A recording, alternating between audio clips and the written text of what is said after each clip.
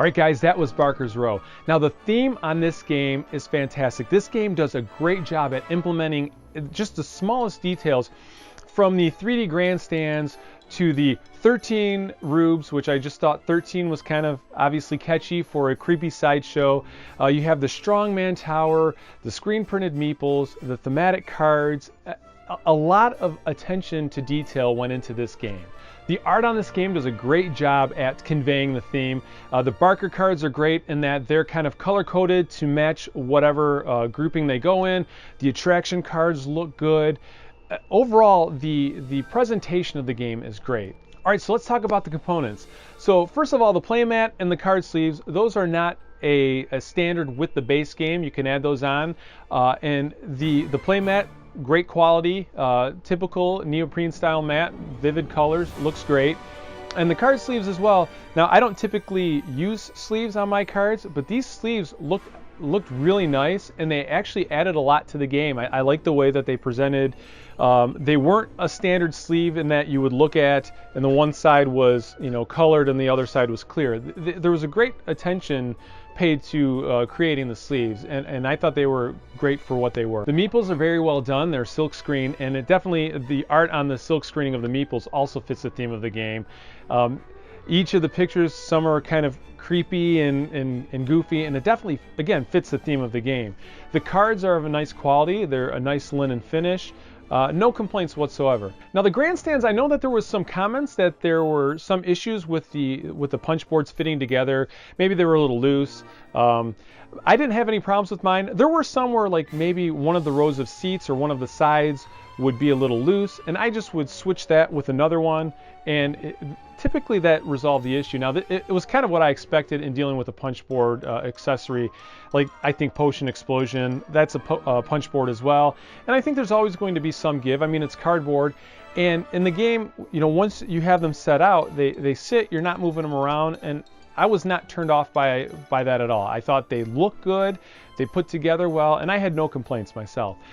There was also some a little bit of commentary going back and forth on the strongman tower, in that it was a little wobbly. Now, there's a plastic piece that kind of pops through the bottom, and then you stick the long part. There's a little tab that goes into that plastic tab, and as a result of that plastic piece being on the bottom, there might be a little bit of wobble. I didn't have, again, too much of a problem. The plastic piece held the cardboard in firmly enough for me. And then those little plastic pieces, they worked as well. It was easy to pull them out and put them on. So I had no complaints about it. Maybe I'm a little easier going about that kind of thing, but I think the presentation looked good. Nothing was falling apart. I didn't get frustrated. And in fact, outside of putting everything together the first time, I really didn't notice it. I do, every time one of us would play a card, you would pick up the strongman tower to move it. So it doesn't seem to be getting loose, and we've got a number of plays in. So again, no complaints here. I think it has worked out just fine. All right, now as for the gameplay, the game is really, really easy to explain. It's easy to pick up. It's, you're playing a card to the midway. That's your one move that everybody has to do. And then you play whatever cards you can in your hand. Either you're playing an attraction or you're going to use the action of an attraction.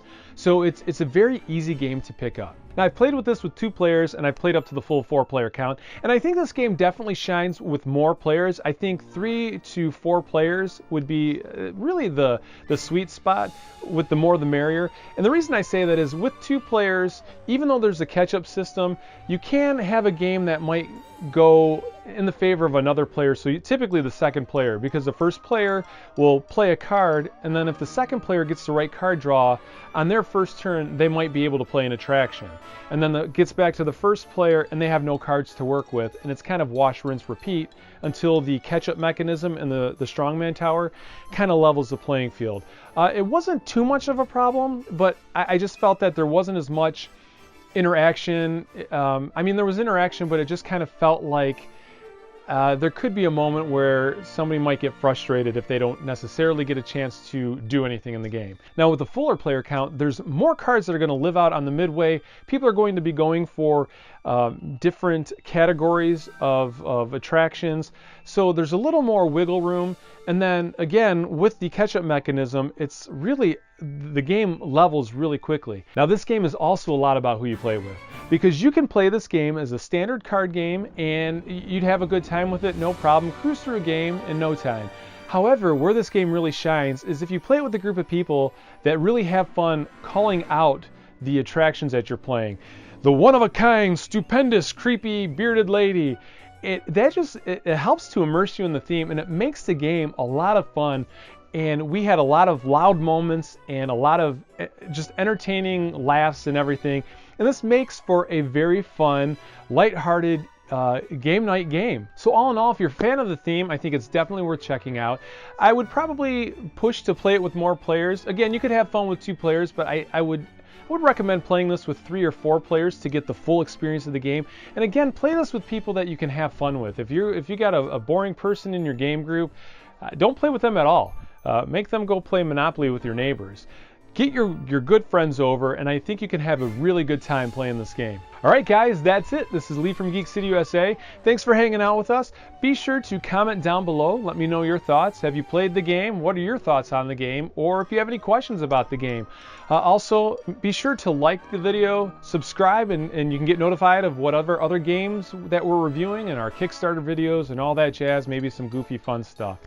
Again, thanks for hanging out with us. I'm Lee, and we'll see you next time.